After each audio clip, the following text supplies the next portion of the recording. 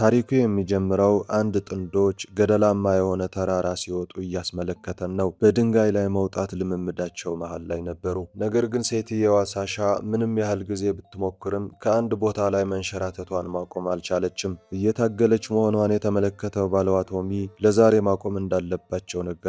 የአየር ሁኔታው እየተቀየረ ነው፣ እናም ወደ ላይ መውጣቱ በጣም አደገኛ እየሆነ ነው። ነገር ግን ሳሻ እምቢ አለች። በአንድ ሰዓት ውስጥ ጫፍ መድረስ እንደሚችሉ ተናገረች። ምንም ቢፈጠር ዛሬ ይህንን ማድረግ እንዳለባት ነገረችው። ቶሚ በጭራሽ አልተቀበለም። ይልቁንም በተራራው ዳር ድንኳናቸው ተከሉ። ውጭ ላይ ማዕበሉ እየባሰ ነው። ቶሚ ከዚህ በኋላ እነዚህን አደገኛ ነገሮች ማሳደድ እንደማይፈልግ ነገራት። አንድ የቆየ አባባል አስታወሳት። እድል ወደ ተራራ እንደምትወስደው ማንኛውም ነገር ነው፣ በመጨረሻም ያልቃል። ሳሻ በተራራው አጋማሽ ላይ ሆኖ ለምን ይህንን አሁን እንደሚናገር በመጠየቅ መለሰችለት። በጣም ተናዳለች። የአየር ሁኔታው ሲስተካከል ተመልሰው መውጣቱን ለመጨረስ አቅደው ነበር። ነገር ግን በድንገት ከበላያቸው ድንጋይ መደርመስ ጀመረ። ቶሚ ሳሻ በፍጥነት እንድትወርድ ጮኸባት። ሳሻ በፍጥነት ስትወርድ የድንጋይ ማዕበል መጥቶ ወደቀ። አሁን ሳሻ ወደ ቶሚ እየተጣራች በፍጥነት እንዲወርድ ለመነችው። ነገር ግን አንድ ግዙፍ ድንጋይ በቀጥታ መታውና ከግድግዳው ላይ ጣለው። ሳሻ የቶሚን ገመድ በሙሉ ኃይሏ ይዛለች። ነገር ግን ቶሚ ቀድሞውኑ ራሱን ስተዋልና ክብደቱ በጣም ብዙ ነው፣ መያዝ አልቻለችም። ገመዱ ሸሸና ቶሚ ወደ ሞት ወደቀ። ከዚያም ታሪኩ 5 ወር ወደፊት ዘሎ ወደ አውስትራሊያ ወስደናል። ሳሻ የቶሚን እድለኛ ኮምፓስ ይዛ ወደ አንድ ራቅ ያለ ብሔራዊ ፓርክ እያመራች ነው። አንድ የፓርክ ባለስልጣን ብቻዋን እንዳትገባ አስጠነቀቃት። ሰዎች በእነዚህ ጫካዎች ውስጥ ሁል ጊዜ እንደሚጠፉና እንደጠፉ እንደሚቀሩ ነገራት። ከዚያም ሳሻ አንዳንድ ግሮሶሪ ለመግዛት አንድ ነዳጅ ማደያ ላይ ቆመች። በሱቁ ውስጥ አንድ ቡድን ሻካራ የሚመስሉ ወንዶችን አስተዋሏት። በተመሳሳይ ጊዜ ቤን የተባለ ሌላ ሰው ወደ ሱቁ ገባ። ከወንዶቹ አንዱ ሻሿን ማዋከብ ጀመረ፣ አስቀያሚ አስተያየቶችን እየሰጠ። ወንዶቹ በፓርክ ውስጥ መሪዋ ለመሆን ማውራት ጀመሩ። በመጨረሻ ቤን ጣልቃ ገብቶ ደህና ትሆናለች ብዬ አስባለሁ አለ። ወንዶቹ ወደ ኋላ ሄዱና ሱቁን ለቀው ወጡ። ሳሻ ስትወጣ ወደ ቤን ዞር ብላ ጂፒኤሷ ስላልሰራ ወደ ግራንድ አልናሮውስ የሚወስደውን መንገድ ጠየቀችው። ቤን መንገዱን ነገራት። ነገር ግን ከዚያ አንድ ምክር ሰጣት። በምትኩ ከብላክስቶን ቤይ እንድትጀምር ነገራት። ከዚያ በጣም አስደናቂ የሆነ የፓርክ ቦታ ታገኛለች።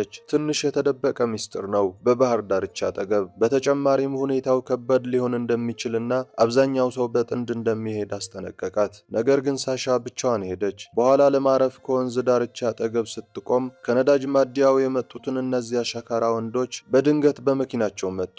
አዳኝ ውሾቻቸውን ወደ እሷ ሮጡ። ወንዶቹ አደን ወጥተው ሚዳቋ ይዘው ነበር። እሷን ማፍጠጣቸውን ቀጠሉ። በፍጥነት ወደ መኪናዋ ሄዳ ወደ ውስጥ ገባች። ከወንዶቹ አንዱ መጥቶ እንድትወጣ ለማድረግ መስኮቷን አንኳኳ። ነገር ግን ሳሻዋ ሙሉ በሙሉ ዝም አለች። ወንዶቹ እዚያ ለረጅም ጊዜ ቆዩ። ሳሻ ዝም ብላ በመኪናዋ ውስጥ ተቀምጣ ሁኔታው እስኪያልፍ ጠበቀች። በሚቀጥለው ቀን ሳሻዋ ጀልባዋን ወደ ወንዙ ወስዳ በኃይለኛ ወራጅ ውሃ ውስጥ መቅዘፍ ጀመረች። ማዕበሎቹ በኃይልና በፍጥነት ዙሪያዋን ይመቱ ነበር። ነገር ግን ሳሻ እያንዳንዱን ሰከንድ ትወደው ነበር። በጠባብና ቀጭን መተላለፊያ ውስጥ እየሄደች ወደ ዱሩ ውስጥ ጠልቃ ገባች። በመጨረሻም በመንገዱ ላይ አንድ እንግዳ ቦታ ላይ ደረሰች። በተለያዩ ሰዎች ፎቶግራፎች የተሸፈነ ቦታ፣ የመታሰቢያ ቦታ ይመስላል። ሳሻ እዚያ ተቀምጣ አእምሮዋ ወደ ቶሚ ተመለሰ። ድንኳኗን እዚያው ተከለች። ነገር ግን ስትነቃ ውጭ ላይ አንድ ሰው ሲንቀሳቀስ ሰማች። ሳሻ ለማጣራት ከድንኳኑ ወጣችና ቦርሷ እንደጠፋ ተገነዘበች። እንደገና ለማየት ወደ ድንኳኑ ስትመለስ ውስጥ ላይ አንድ እባብ ተጠምጥሞ ነበር። ሳሻ ጀልባዋን ይዛ ወደ ወንዙ ተመለሰች። ያኔ ነው በአቅራቢያው ሌላ ጀልባ መልህቅ ጥሎ ያየችው። በዚህ ዱር ውስጥ ሌላ ማን እንዳለ ለማወቅ ጓጉታ ሳሻ ለመመርመር ወደዚያ ቀዘፈች። አንድ ሰው እዚህ በግልጽ እየኖረ ነበር፣ እሳትም እየነደደ ነው። ሰላም ሰላም ብላ ተጣራች። እናም እዚያው የወንዙ ዳርቻ ቤንን አገኘችው። ወደ እሷ መጥቶ ይህ ብላክስቶን ቤይ እንደሆነ ነገራት። ሳሻ አንድ ሰው ዕቃዎቿን እንደሰረቃትና ስልኳን በቦርሷ ውስጥ እንደነበር ነገረችው። ቤን የአውስትራሊያ እንስሳት እንደሆኑ ቀለደ። ከዚያም ቤን መልካሙን ዜና ሁል ጊዜ ከሚያስፈልገኝ እጥፍ እይዛለሁ፣ ላንቺ በማካፈል ደስተኛ ነኝ አላት። ቤን እንድትቆይና ከእርሱ ጋር እንድትበላ አጥብቆ ጠየቃት። እዚህ ቦታ ላይ ሳሻ ባለፈው ምሽት የቀመሰችውን አይነት የበሬ ስጋ ቋንጣ ሰርቶ ይሸጣል። የንግድ ምልክቱም በእናቱ ስም ሰይሞታል። በተጨማሪም በቀጥታ ከዛፍ የተጠመቀ ንጹህ ውሃ አለው። ሳሻ ለአንድ አፍታ መነታች፣ ከዚያም ጠጣችው። ቤን ሁል ጊዜ እዚህ እንደሚመጣ ነገራት። እሱ በመጀመሪያ ከአውስትራሊያ አይደለም፣ ገና ገና ልጅ እያለ ከእናቱ ጋር መጣ። ምን ያህል ጊዜ ጀልባ ስትቀዝፍ እንደቆየች ጠየቃት። ሳሻ ከሁሉም ነገር ትንሽ ትንሽ እሞክራለሁ አለች። ቤን አብዛኛው ጊዜ ተራራ ነው አይደል ብሎ መለሰ። ሳሻ ከተራራ ጋር ጨርሻለሁ አለች። ቤን ልገምት፣ ተለያይታችኋል። እናም የወንድ ጓደኛሽ ተራራዎቹን ወሰደ፣ አንቺ ደግሞ ወንዞች ወሰድሽ አለ። ቃላቱ ሳሻን ክፉኛ ጎዷት። ቤን ወዲያውኑ ስለጠየቃት ይቅርታ ጠየቀ። ከዚያ ሳሻ ስለ ባለፈው ምሽት ነገረችው። እነዚያ ሰዎች ወደ ካምፑ ቀርበው እያዋከቡኝና እያስፈራሩኝ ነበር አለች። ቤን ነገር ግን አንቺ በትክክል አስተናግዳሻቸዋል አለ። ያኔ ነው ነገሩ የገባት። ቤን እዚያው ነበር፣ እየተመለከተ ነበር። ምናልባት ሳሻ እርዳታ ትፈልግ ይሆን ብሎ አስቦ ነበር። ነገር ግን በጭራሽ አልፈለገችም። በድንገት ሳሻ የቤን ሐሳብ ጥሩ እንዳልሆነ ተገነዘበች። ልትሄድ እንደሆነ ነገረችው። ቤን አቆማት። በእጁ ውስጥ የሳሻ አምባር ነበር። ዕቃዎቿን የሰረቀው እሱ ነው። ቤን ቦርሳዋን መለሰላት። ከዚያም ቀስትና ድምፅ ማውጊያ አውጥቶ የጨዋታውን ሜዳ ለማመጣጠን ምግብሽንና አቅርቦቶችሽን ይዘሻል። ይህ ዘፈን እስኪያልቅ ድረስ ከኔ የቻልሽውን ያህል ርቀሽ ለመሄድ ጊዜ አለሽ አላት። ሳሻ መሮጥ ጀመረች እና ቤን ዘፈኑን እየሰማ ቆመ። ሳሻ ጀልባዋን አንስታ መንቀሳቀስ ጀመረች። ዘፈኑ እንዳለቀ ቤን እሷን ማሳደድ ጀመረ። ሳሻ ጀልባዋን የቻለችውን ያህል በፍጥነት ቀዘፈች። ነገር ግን ከፊቷ ፏፏቴ አለ።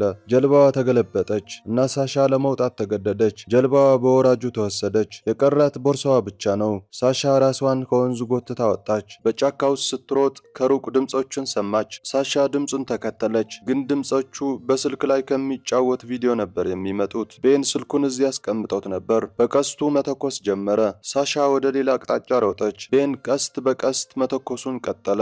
ከፍ ካለ ቦታ ላይ ሆኖ ወደ እሷ እየተኮሰ ነው። አንድ ቀስት ቦርሳዋን መታ እና ተንሸራታ ወደ ወንዙ ውስጥ ወደቀች። ወራጁ ጨካኝና ፈጣን ነው። ሳሻ ውሃው በመጨረሻ እስኪረጋጋ ድረስ ተወስዳ ወደ አንድ ጸጥ ያለ ገደል ደረሰች። ራሷን ወደ መሬት ጎትታ ወጣች። እግሯ ላይ የቀስት ቁስል አለ። በቦርሳዋ ውስጥ ያለው ስልክ አሁን ተሰብሯል። ሳሻ ቦርሳዋን ፈትሻ አንድ ፕሮቲን ባር በላች። በተጨማሪም ውስጥ ላይ የቃሪያ ስፕሬይ አገኘች። ከዚያም እንደገና መሮጥ ጀመረች። አንድ ጠባብ የድንጋይ መተላለፊያ ላይ ደረሰች። ነገር ግን ወደፊት መሄጃ የለም። ስለዚህ ሳሻ መውጣት ጀመረች። ራሷን በድንጋዩ ግድግዳ ላይ የጎተተች ጫፍ ላይ ደረሰች። ሌንስ አውጥታ ከታች የቤንን ጀልባ አየች። እሱ ቀድመውኑ በጫካ ውስጥ እየተንቀሳቀሰ በቀጥታ ወደ እሷ እያመራ ነው። ሳሻ እንደገና ስትመለከት ቤንም እሷን አይቷታል። ሳሻ ድንጋይ ስር ተደበቀች። ቤን እሷን ለማግኘት መፈለግ ቀጠለ። ነገር ግን እሷን ሊያገኛት አልቻለም። በመጨረሻም ቤን ሲሄድ ሳሻ ወደ ላይ ወጥታ መንገዷን ቀጠለች። የቻለችውን ያህል በፍጥነት መሮጥ ጀመረች። እንደገና ሌንሷን አውጥታ ቤንን አየችው። በዚህ ጊዜ በወንዙ ውስጥ በምቾት እየታጠበ ነበር፣ ሙሉ በሙሉ ዘና ብሎ። ሳሻ ወደ ውሃው ገብታ በጸጥታ ወደ ጀልባው ዋኘች። ነገር ግን ጀልባውን ስትፈታ እግሯ ከቤን ወጥመዶች ባንዱ ተያዘ። ቤን ሰምቶ ወደ እሷ ተንደረደረ። ሳሻን ይዞ ወደ እሱ ጎተታት። ነገር ግን ሳሻ የቃሪያው ስፕሬይ በቀጥታ ፊቱ ላይ ረጨችበት። ቤን ጎንበስ ብሎ አይኖቹን በውሃ ውስጥ አጠበ። ከዚያም ቀስቱን በቀጥታ ወደ እሷ ጠቆመና የቃሪያ ቀስቱን እንድትጥል ነገራት። ከጣለችው በኋላ ቤን ወጥመዱን ከፍቶ እግሯን አስለቀቃት። ሳሻ ጨዋታ እየተጫወትክ ነው ብላ ጠየቀችው። ቤን ይህ ስርዓት ነው ሲል መለሰላት። ሳሻን ከዛፍ ጋር አሰራት። ከዚያም ተመልሶ ገመዶቹ የበለጠ አጠበቀ። በሚቀጥለው ቀን ጀልባው ላይ ጭኗት በወንዙ ታች መጓዝ ጀመረ። ቤን ስምሽን ከፓርክ ጠባቂው መዝገብ አግኝቼ ትንሽ ምርምር አደረግኩ አላት። ቤን ከቶሚ ጋር ስለተፈጠረው ነገር ሁሉ ቀድመውን ያውቃል። ቶሚ በጣም ልምድ ያለው እንደነበር ይናገራል። እሱ ሲያወራ ሳሻ በጸጥታ ከእግሯ አጠገብ ያለውን መንጠቆ ለመያዝ እየሞከረች ነው። ቤን ስለ ቀብሩስ ሞቋት ነበር ወይስ ቀዝቃዛ ብሎ ጠየቃት። ሳሻ እንደተቃጠለ ነገረችው። ቤን ነገሩ ገባው። ሳሻ እዚህ የመጣችው የቶሚን አመድ ለመበተን ነው። ልክ በዚያን ጊዜ ሳሻ የብረት መንጠቆውን ለመያዝ ሞከረች። ነገር ግን ቤን ያዛትና ከጀልባው ላይ ወረወራት።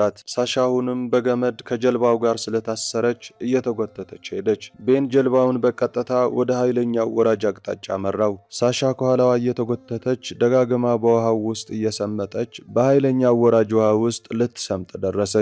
ቤን ወደ ጫካው ውስጥ ጎተታት። ከዚህ መውረድ ስላለባቸው የመውጫ ቀበቶ እንድታደርግ ነገራት። ሁለቱም አብረው ወረዱ። ይህ ከቤን ሚስጥራዊ ቦታዎች አንዱ ነው። ወደ ውስጥ እየገቡ ሲሄዱ ሳሻ ከአንድ አስከፊ ሽታ የተነሳ ማስታወክ ጀመረች።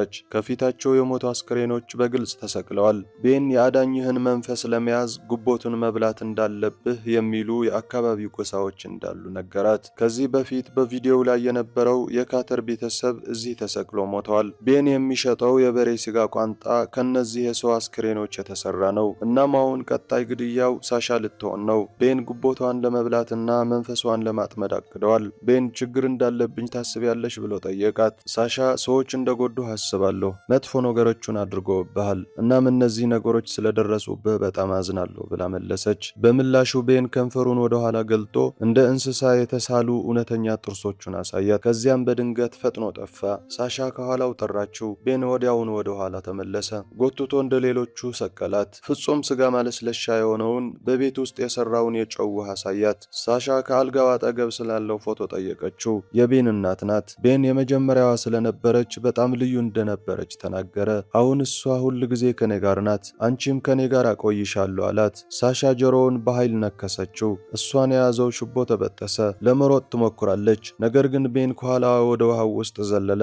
አንድ የሽቦ ቁራጭ ይዞ በራሱ ቆበቶ ላይ አጣበቀው። አብረው ሁለቱም ፏፏቴውን አልፈው ወደቁ። ጨካኙ ወራጅ ቤንን ሊያስተው ተቃረበ። ሳሻ ራሷን ከቤን ለመለየት ትሞክራለች፣ ነገር ግን ይህንን ለማድረግ ሽቦውን ከዛፍ ላይ ነፃ ማውጣትና ከውሃው በላይ መውጣት አለባት። ድንጋይ ይዛ የቤንን ቅል ለመምታት አቀደች፣ ነገር ግን የውሃ መጠን በጣም ከፍ ያለ ነውና በበቂ ኃይል መምታት አልቻለችም። ይልቁንም ሽቦውን በድንጋዩ ለመስበር ሞከረች፣ ነገር ግን ቤን መንቃት ጀመረ። ሳሻ ቤንን በውሃው ውስጥ ገፍታ ልታሰጥመው ሞከረች፣ ነገር ግን ቤን ተዋጋት። ሳሻን በጉሮሮዋ ይዞ ማነቅ ጀመረ። ከዚያም በድንገት ቤን ቆመ። ይህም ለሳሻ የሚያስፈልጋትን እድል ሰጣት። ድንጋይ ይዛ የቤንን እግር መታችው፣ ሰበረችው። ቤን ወደ ታች ተመለከተና በእግሩ ውስጥ ያለው አጥንት ሙሉ በሙሉ እንደተሰበረ አየ። ሁለቱም ክፉኛ ቆስለው ሌሊቱን ሙሉ እዚያው ተኙ። ሳሻ ዝምታውን ሰብራ በጣም ጥሩ የጥርስ ሐኪም ሊኖርህ ይገባል ወይስ እሱንም በላኸው አለች። ከዚያም ሳሻ ስለ ቶሚ ማውራት ጀመረች። ሲወድቅ ሁለታችንንም ከተራራው ላይ እየጎተተን ነበር፣ መልቀቅ ነበረብኝ። በሕይወት ይኑር አይኑር መቼም አላውቅም። እኔ እዚያ የነበርኩት እሱ እዚያ ስለነበር ነው። እናም እሱ ከዚህ በኋላ እዚያ መሆን አልፈለገም፣ ነገር ግን እኔ አልሰማሁትም እያለች ነበር። በሚቀጥለው ቀን ጧት ሳሻ ከፊታቸው ያለውን አንድ ግዙፍ ገደል ግድግዳ ላይ እያፈጠጠች ነው። ሌላው መንገድ 12 ቀናት ይወስዳልና ቤን በጉዳቱ ያን ያህል ጊዜ በሕይወት መቆየት አይችልም። ስለዚህ ሳሻ ገደሉን ለመውጣት ወሰነች። እናም ሁለቱም አብረው ማድረግ አለባቸው። ሳሻ ብቻዋን መውጣት አትችልም። አብረው እንደሚወጡ ነገረችው። ጥሩ፣ እግርህን ለመደገፍ እንዴት ቋጠሮ እንደምታስር ልነግርህ ነው። ዳይፐር ሃርነስ ይባላል አለች። ይህም ቤንን ወደ ላይ ለማውጣት ብቸኛው መንገድ ነው። ያለሱ እዚያው ባለበት ይሞታል። ሳሻ እንድትረዳው ካቴናዋን እንዲፈታ ነገረችው። ቤን ተስማማ። ጫፍ ላይ ስታደርሽኝ ነፃ ለቅሻለሁ፣ ነገር ግን እኔን ለመጣል ከሞከርሽ ከግድግዳው ላይ ቀድሻለሁ አለ። ራሱን ከሳሻ ጋር አያይዞ ይህንን ቀበቶ ለመንካት እንዳትደፍሪ ብሎ አስጠነቀቃት። ሳሻ መጀመሪያ ወደ ላይ ወጥታ ገመዱን በድንጋይ ውስጥ ታስራለች። ቤን ራሱን ከኋላዋ ለመሳብ እንዲጠቀምበት፣ ነገር ግን የራሷን ቀበቶ በደረሰችበት ቅጽበት ቤን ወደ ኋላ ጎተታት። ምን እያደረግሽ ነው? አብረን እንወጣለን ብለሽ ቃል ገብተሻል ብሎ ጮኸ። ሳሻ በጭንቅ ድንጋዩን ይዛ ቦታዋን ጠበቀች። ቤን በኃይል ሲጎትት ቀበቶዋ ፈታ፣ ከሱ ነፃ ሆነች። ገመዱን ከዛፉ ፈታ ቤንን በቀጥታ ወደ ሞቱ እንዲወድቅ አደረገችው። ነገር ግን ትግሏ ገና አላለቀም። አሁን መውጣቱን ሙሉ በሙሉ ብቻዋን ያለ ቀበቶ ያለ መሳሪያ ምንም ሳይኖሯት መጨረስ አለባት። ቀላል አይደለም። እግሯ ተንሸራተተ እና በድንገት በእጆቿ ብቻ ተንጠለጠለች። ሳሻ በሆነ መንገድ መውጣቷን ቀጠለች። እያንዳንዱን የድንጋይ ግድግዳ ኢንች እየታገለች ተስፋ ባለመቁረጥ ወደፊት ገፋች። እናም ያቆራጥነት ነው እስከ ጫፍ ድረስ ያደረሳት። ከዚያ ወድቃ በመጨረሻ ራሷን እንድትተነፍስ ፈቀደች። ሳሻ ተመልሳ ተነስታ መንቀሳቀሷን ቀጠለች። በዚያ ምሽት አንድ መኪና በመንገድ ላይ ከጎኗ ቆመ። ውስጥ ያሉት ሰዎች ወደ መኪናዋ መልሰው ወሰዷት። ሳሻ በቀጥታ ወደ የዱር እንስሳ ጥበቃ ቢሮ ነዳች። የጠፉት የካርተር ቤተሰብ ፎቶዎች አሁንም ግድግዳ ላይ ተለጥፈዋል። እነዚህ የጠፉ ሰዎች የት እንዳሉ አውቃለሁ አለቻቸው። እናም ፖሊስ ሁሉንም አስክሬኖች እንዳገኘ እያስመለከተን ታሪኩ ያበቃል። ጓደኞቼ እንደወደዳችሁት ተስፋ አደርጋለሁ። ሐሳብ አስተያየታችሁ መስጠት እንዳትረሱ፣ እንዲሁም ቪዲዮውን ላይክ፣ ቻናላችን ሰብስክራይብ ማድረጎን ያረጋግጡ። እናመሰግናለን።